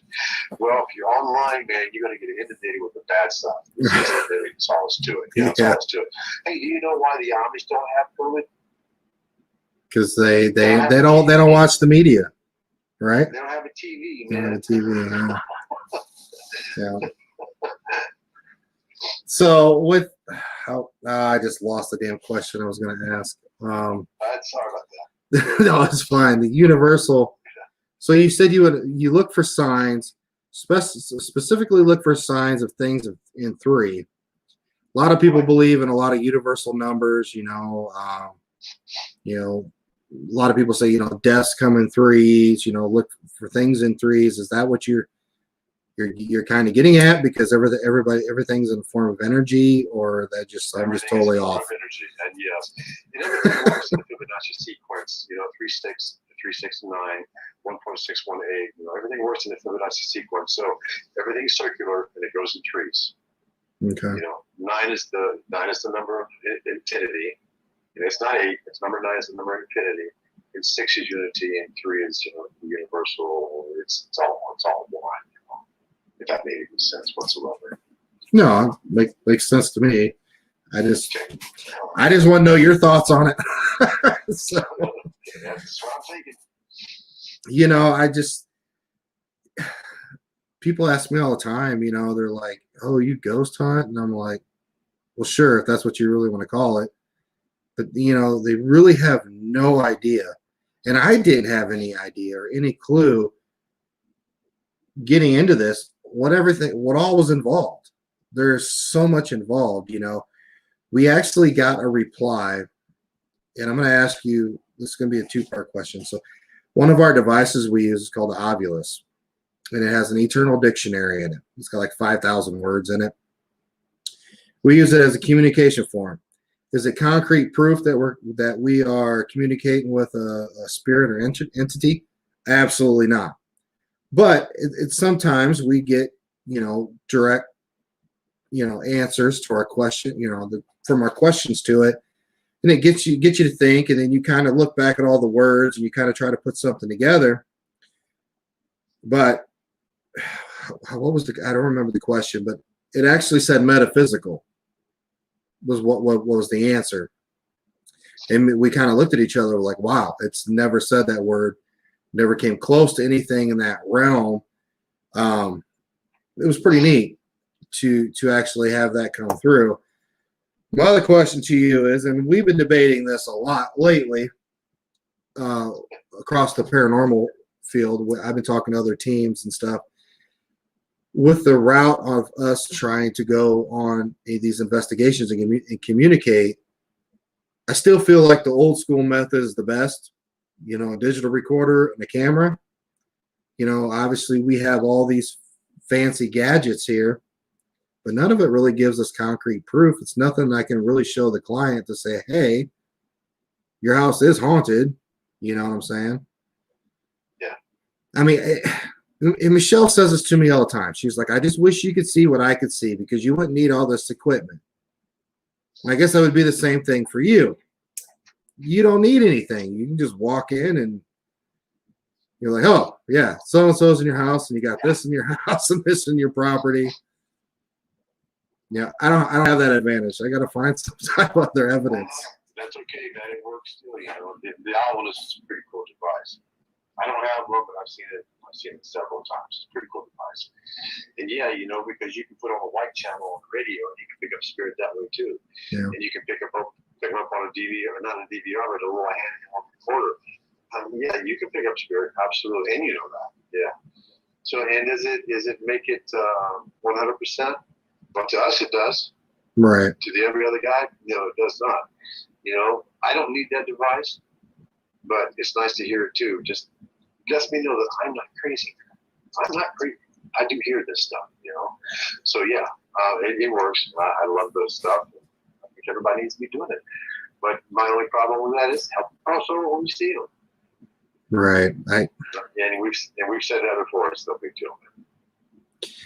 Yeah, the crossing over thing. I've helped the girls on some of the clearings, but it was like me holding the camera. But I don't feel like I'm there. I don't even want to attempt it, so I'm not going to. I'll leave that up to them. That's okay. So,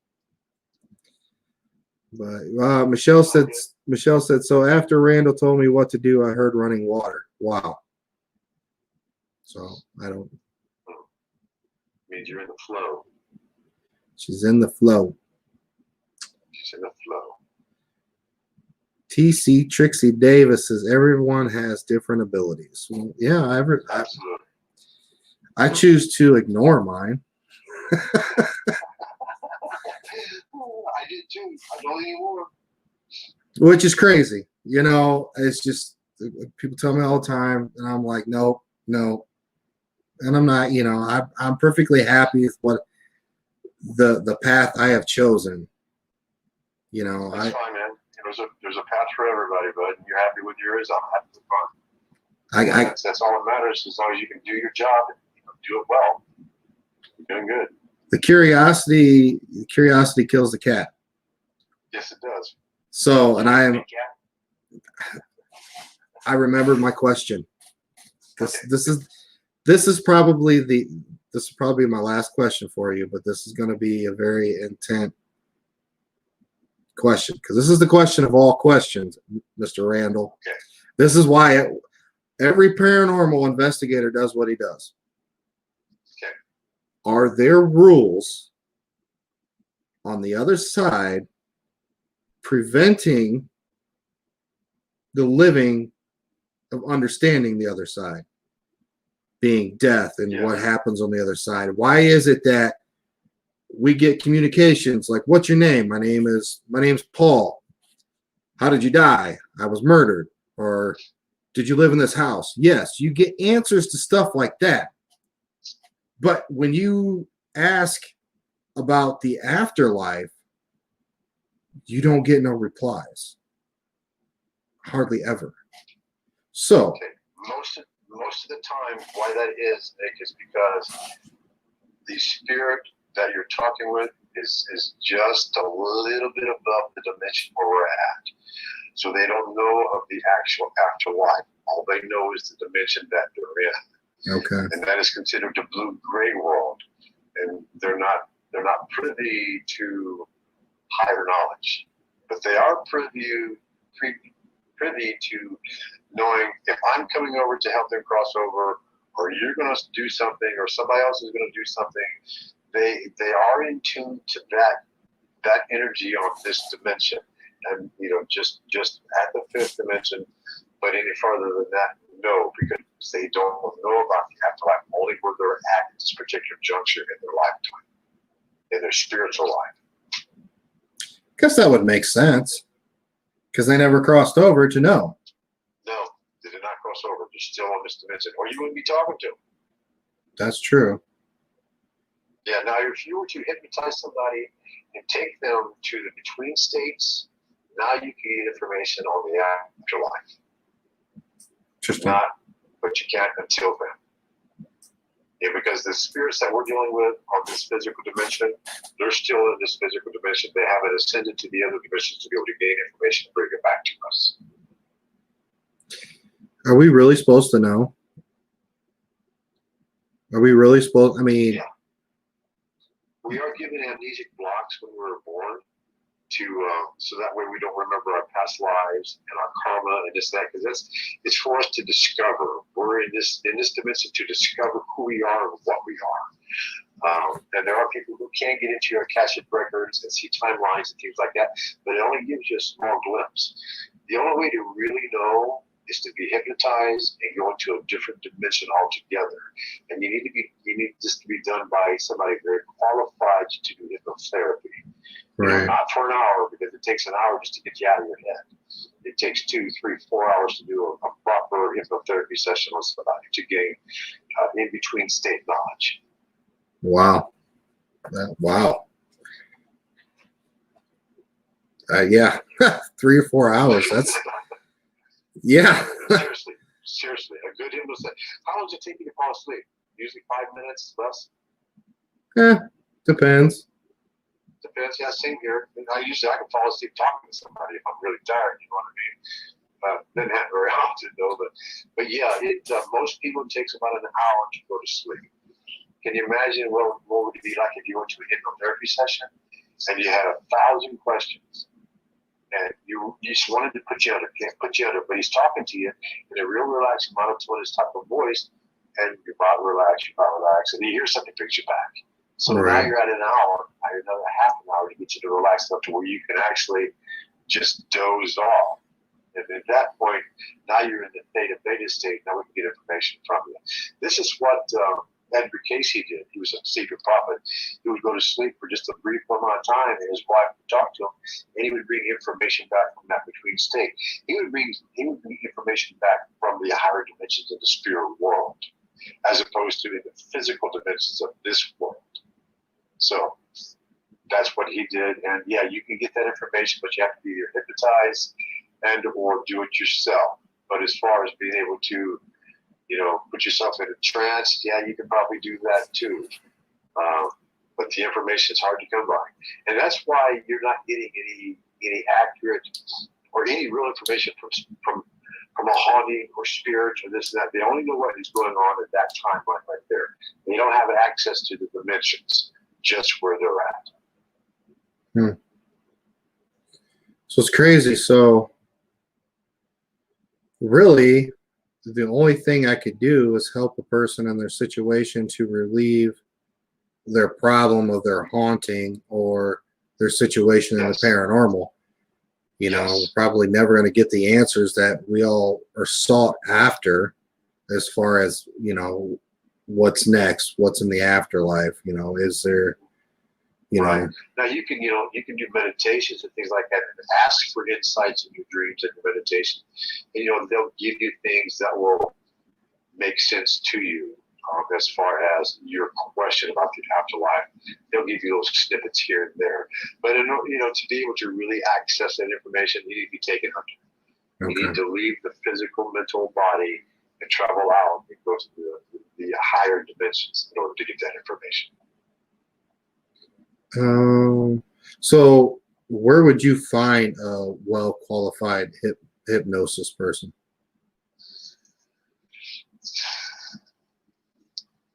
There's not any around here. You probably go online. I would go to Dr. What is his name now?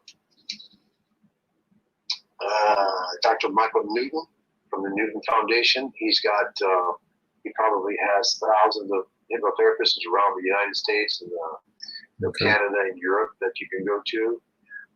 There are people locally trained by Michael Newton. I would still seek otherwise, right? Mainly because it takes more than an hour to do a proper hypnotherapy session. That's all I can say about that. Right. But yeah, if you go online and look, Dr. Brian Weiss, Dr. Michael Newton, those are two of the most predominant at the moment. That they have classes and they have people who have graduated from them that can do a very good session for you. Awesome. Well, we're almost coming up on the 2-hour mark. So, anybody else have any more questions?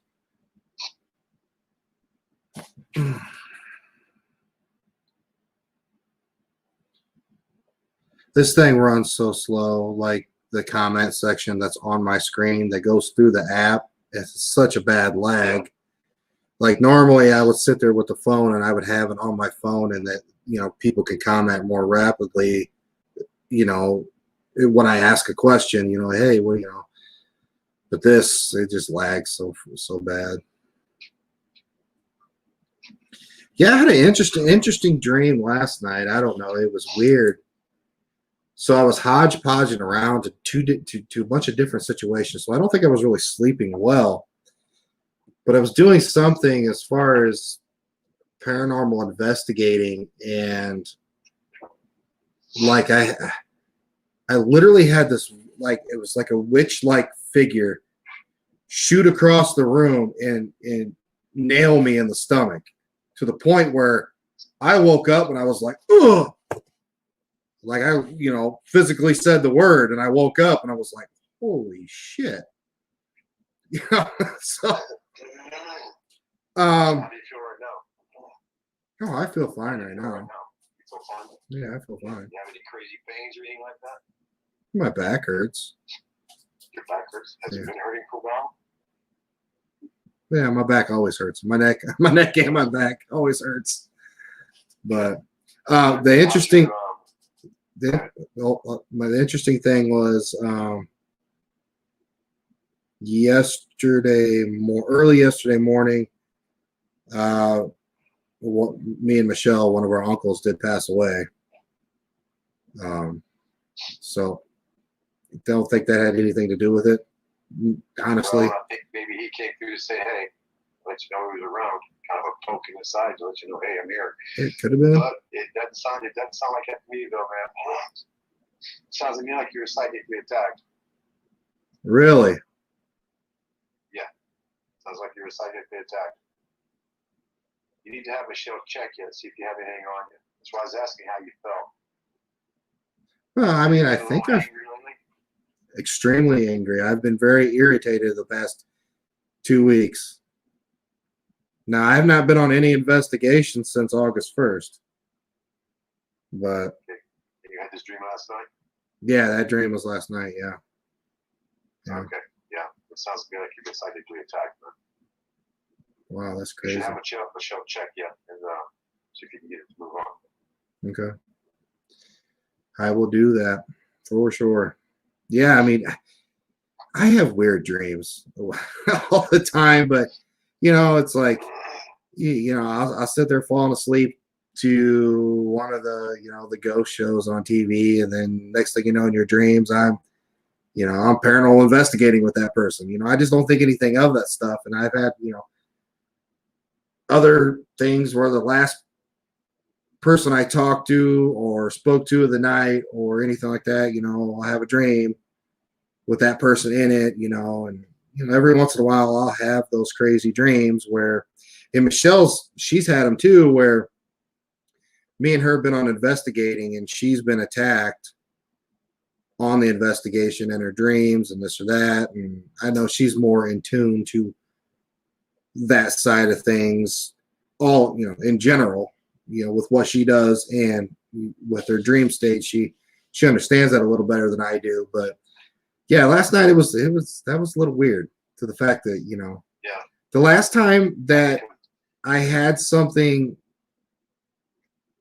that crazy happen to me, that's when we found you and you came into my house and cleared it. But here's the thing. So my daughter lives with me now. She's in college, and she's just like Michelle, but the only difference is she doesn't want anything to do with it. So she's constantly seeing things in and out of the house and this or that. And Michelle's been trying to convince her, like, hey, you just can't just keep ignoring this stuff. So yeah, right. So yeah. Go ahead. Now, usually when in the dreams and you have those types of attacks, it's that spirit either coming back into you again. It left for a little bit and came back into you. So more than likely you have an attachment and you get it crossed over. Son of a bitch. You were just waking up and conscious enough to see it happen. And you know, if you get it crossed over and get it off of you, then you'll notice your back pains go away. You'll be spiritated and elevated and everything else. So more than likely, you had this attachment on you for a while. Probably. That irritates me. Yeah, well, no, it does. I mean, it happens to all of us. I get them occasionally too if I'm not paying attention. Yeah. I can get them off me pretty quick though. But yeah. Yeah. All right. Well, I'll have Michelle look into that. Yeah, have her check you out.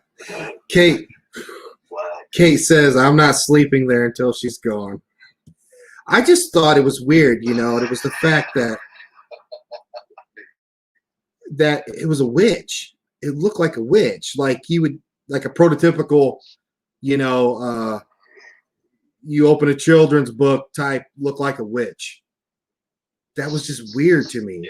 I think I thought about that more than the actual, holy shit, it like attacked me and I felt it and I woke up and like, ugh!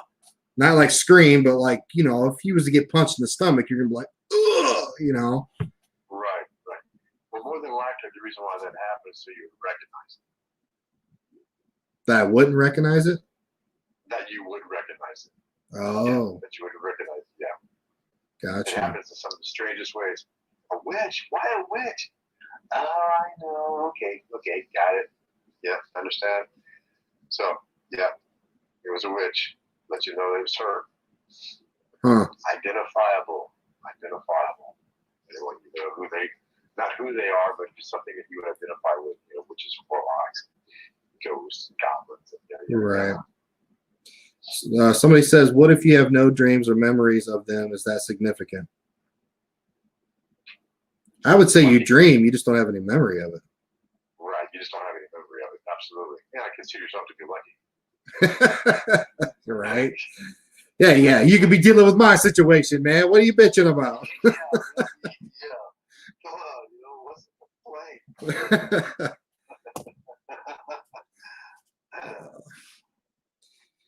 Well, Randall, I thank you tremendously, sir. You are always a plethora of knowledge and amazement. Well, thank you, Nick. I appreciate it. I enjoy being on your show. You guys are doing some good work here. We're trying. We're 1 foot ahead of the other. We're just taking it slow, and you know, we're not. Yeah, that's all I can say is we're just trying to do the right thing and go at our own pace and make sure that we don't screw anything up and all that good stuff. So I'm pretty sure that here we'll have another good topic, and we'd love to have you back on the show. Okay, I look forward to it. Yes, give me a call, man, or text or something. I'll respond, and we'll go from there. We're just going to have to figure out this whole internet video thing between me and you here. Yeah, I've been wanting to do a web page and podcast myself, and every time I try to do anything, my computers just go, man, no, not me, man. So I got to figure out what to do. You know, I've been through 3, you know, you'd think, I've been through 3 brand new computers. My phone haven't given up yet. I just put it back on something. Yeah, right. It's the energy, man. It's the energy. It's all it is. It's the energy. I can't wear a watch or anything like that. I mean, every time I get put near something, this goes crazy. A Regina Marie Katzer Heitmiller says hello. Hi, Regina. How are you? She says, say hello to Randall from Jersey. It's Reg. Jersey. Hi, Reg. So, Hi, Reg. Good to hear from you. Well, I appreciate it. We'll let you go and relax the rest of the evening, and we'll go from there. And I'll let you know what Michelle finds out about this. This attachment thing. Yeah. Okay. Yeah, and feel free to give out my name and number to anybody or whoever needs any services or anything. I'm getting ready to teach some classes again here pretty quick, so I'll keep you informed on that one too. Well, Absolutely. I will do that. I mean, obviously, if you give me permission, then that's what we'll do. We'll put you out there on the page, and people can get a hold of you. Spread the info. That's fine with me. All right, sounds good. All right, All right, Mr. Randall, appreciate it. we'll talk to you soon. Okay, Mr. Nick, you too, buddy. Have a good evening. Yep.